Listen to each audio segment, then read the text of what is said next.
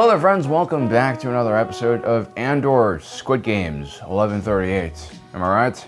Anyway, today we have a very formidable task before us.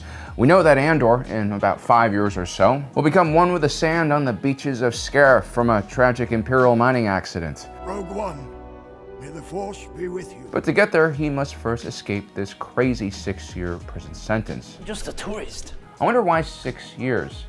Is it so that the audience gets to see Andor's two choices? Live a much longer life in Imperial prison, way past the due date you have in Rogue One, or die that fiery and heroic death and get your own prequel series?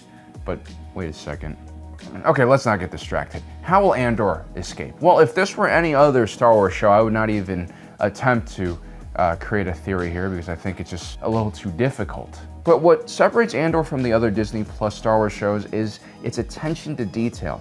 Every one of these actors playing these characters here know exactly where they're going and what their character is doing next in the narrative arc. They've read the script, and so every look, every subtle gesture they make is purposeful. And so today we're going to try to read all those little subtle clues that these actors are going to give us and telegraph the intentions of each one of Andor's table mates. But before we begin, a word from our sponsor, ownersaber.com. These sponsors are what allows us to do these much longer videos that the YouTube algorithm really hates. So they make these awesome things, and they're going to be giving away a bunch of these and other awesome prizes at the end of October, which is like really soon.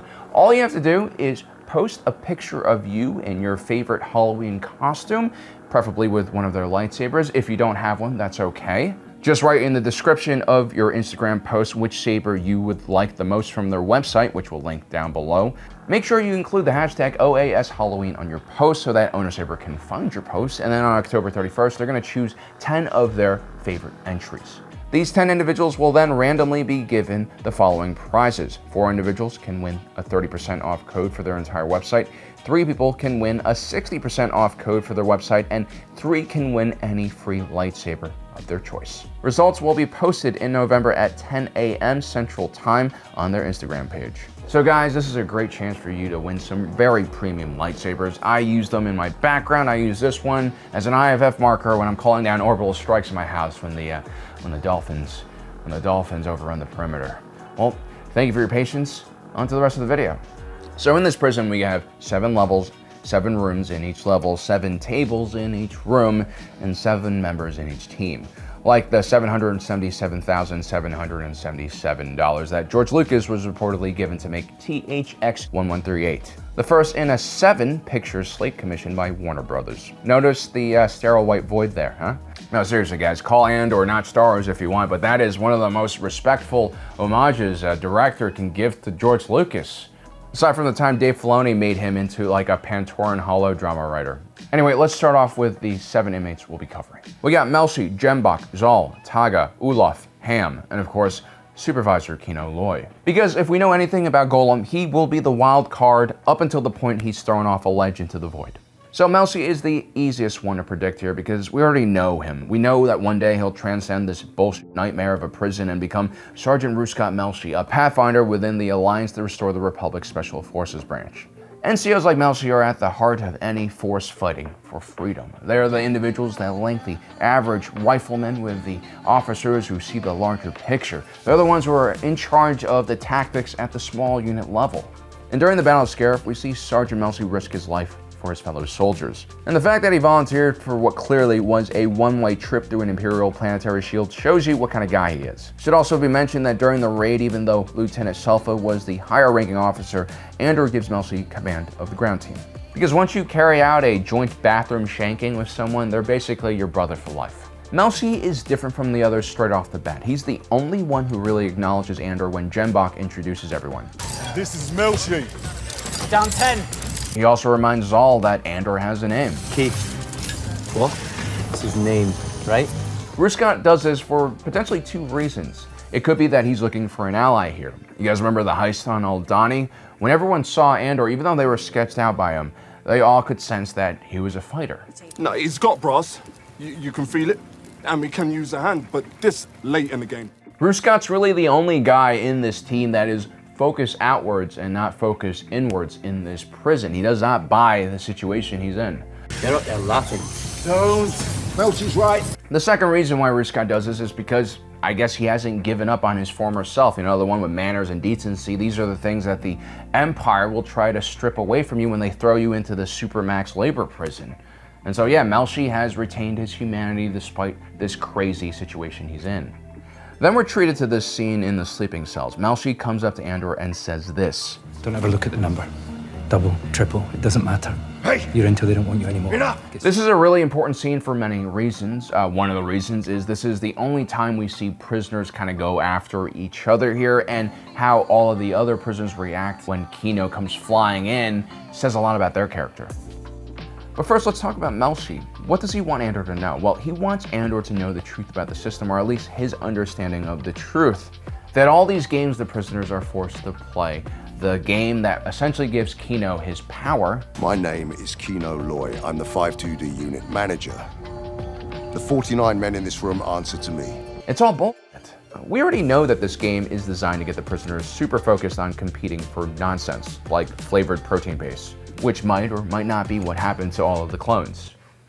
How about that for a fan theory? But that's not the most dangerous part of what Melshi is saying. No, the most dangerous part of what Melshi is saying is that the tab they have, the amount of days they have left to serve, that doesn't matter.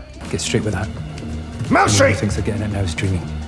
Those days are over. Imagine if all of the prisoners stopped believing, and how did that really sadistic warden put it? Your length of stay has been predetermined. What if the people realize that as they get close to leaving the prison complex, the Empire will just extend their sentence and make it longer? Why would the prisoners even agree to this situation? Why would they play the game anymore? Wouldn't they just revolt? Old Man Olaf only has 74 days left on his sentence and 44 by the end of the episode. What happens if they extend his time before he gets to leave? Will that affect the morale of the room? Or will the Empire be smart and just shift him to another part of the prison?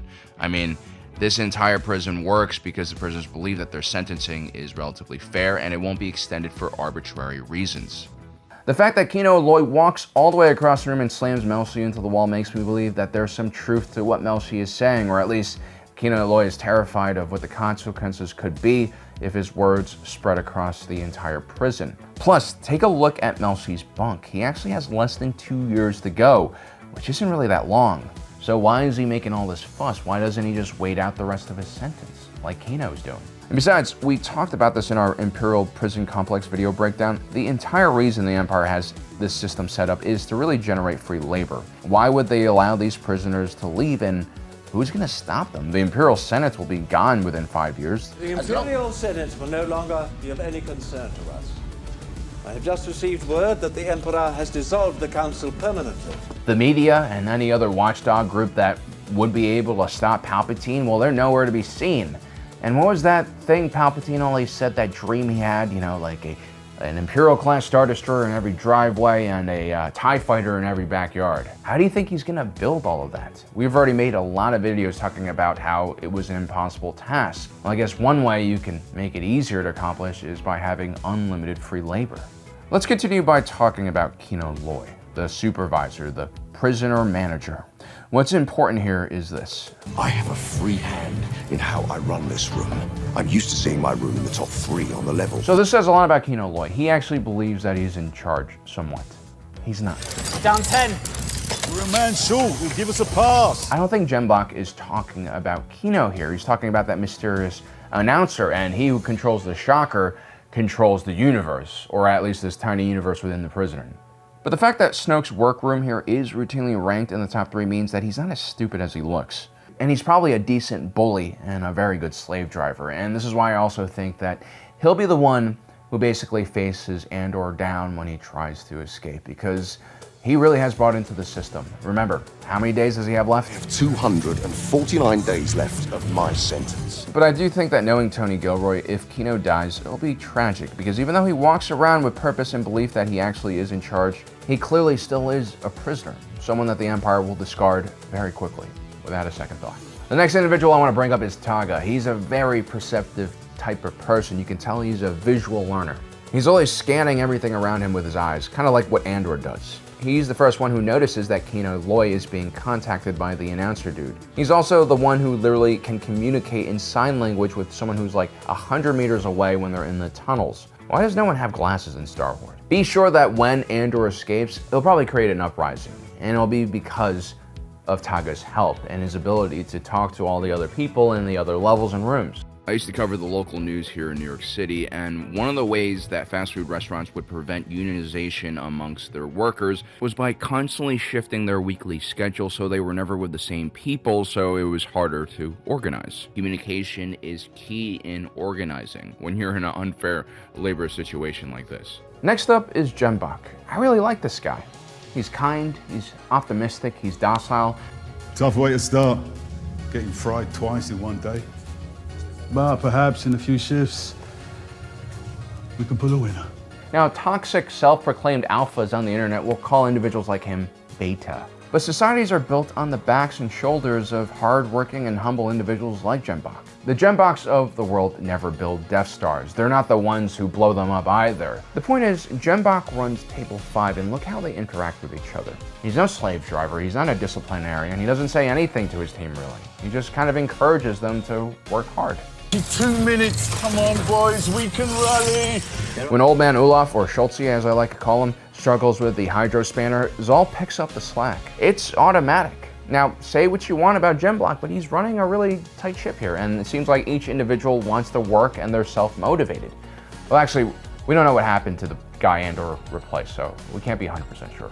The bigger and more tragic thing about Gembok is the fact that he believes in the system set up by the Empire. At least you know where you stand from the start, no surprises. The guy's a natural follower, and there's nothing wrong with being a follower. Societies built with only leaders will be chaotic and dangerous and unstable.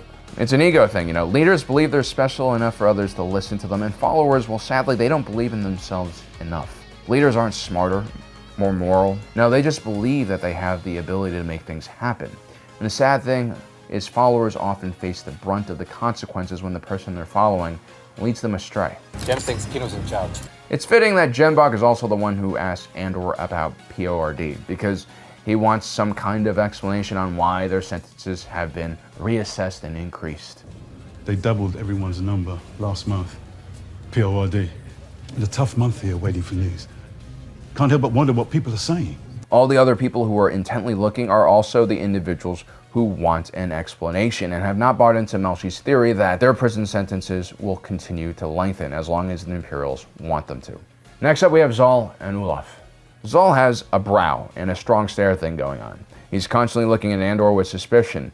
He's also a big dude. When Kino starts walking towards Melshi, everyone kind of bolts and he calmly walks away. He's not afraid of confrontation. He's also cynical, and coming from the Northeast where there's a lot of that, I know it's a coping mechanism. He doesn't care about PORD. He's just pissed he's got more years to serve.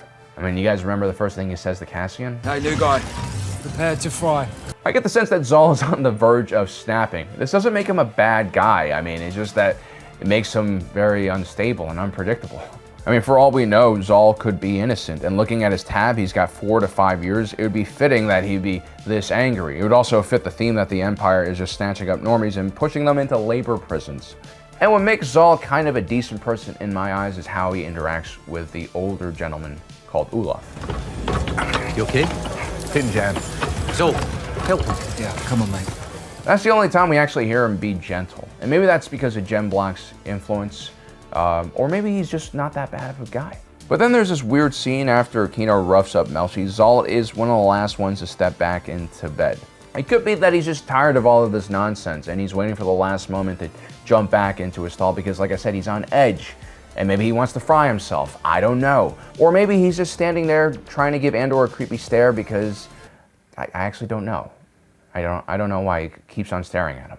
Then there's Olaf, the oldest man in the group. Unfortunately, he's pretty weak. You can tell he's having a hard time keeping up. And in these very complex prison breaks, especially out of underwater prisons, the old guy never makes it. Plus, he might have been here for a really long time. As well as are funny. First you hate them, then you get used to them.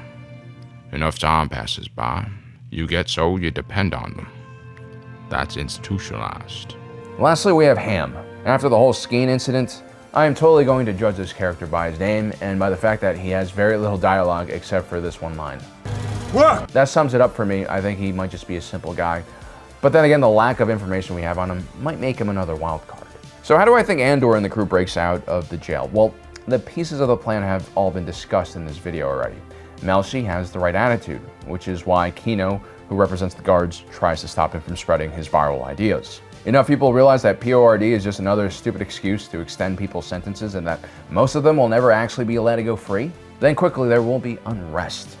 Imagine if multiple rooms are able to communicate with each other thanks to Taga's hand signaling. You would be able to plan a slowdown of all of the work together. Having just one room slow things down won't work because they have enough guards to handle one room, but if like all 7 rooms on one level go haywire, they won't have enough guards, and then they're gonna run into some really serious problems and they'll have to make some tough decisions. I mean, it's possible that the prison guards will just shock everyone, but they just can't kill everyone because they need these people. They're valuable, they're labor. Look at all the effort they're spending on keeping them alive.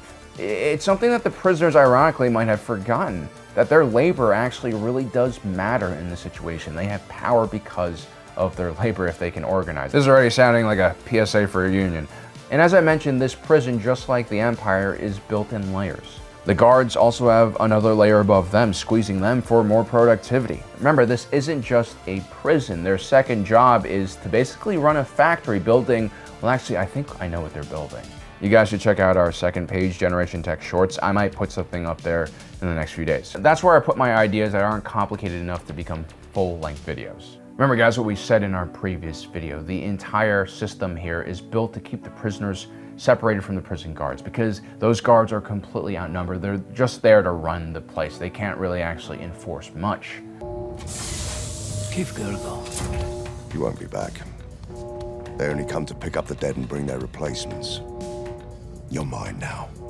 And so the more unruly the prisoners are, the less likely the managers are able to control their rooms. Then the prison guards will have to interact with the prisoners, and that is when Andor and his friends will have opportunity to get out of there. It's just a microcosm of the larger problem that the Empire faces when trying to repress society. And just to put a number on how outnumbered the guards are here, I think it's like 7-1. The national average in the United States is like 4 prisoners to 1 corrections officer. That's why all the guard patrols are pretty short-handed. This is why they all seem very nervous about the situation. What's going on? Where's your partner? They had a tech problem on one. Delivery takes priority over tech. You know that. He'll be here any second. Now guys, I might get some of these predictions right here. And that's a testament to the Andor series for having so much detail in the background and in their story so that they can actually be analyzed. You can tell that even the background characters who aren't the prime focus of a scene have initiative and purpose. They're not just being directed, they're doing what they think their character should be doing at that moment because they seem to intimately know who they are. And more importantly, know what lies ahead of them. So guys, as usual, I am very interested to see what your theories are about the future of this show. Don't forget to subscribe and hit that notification button down below as well so you don't miss out on the rest of our awesome coverage. As usual, my name is Alan, and my allegiance is to the Republic, to democracy.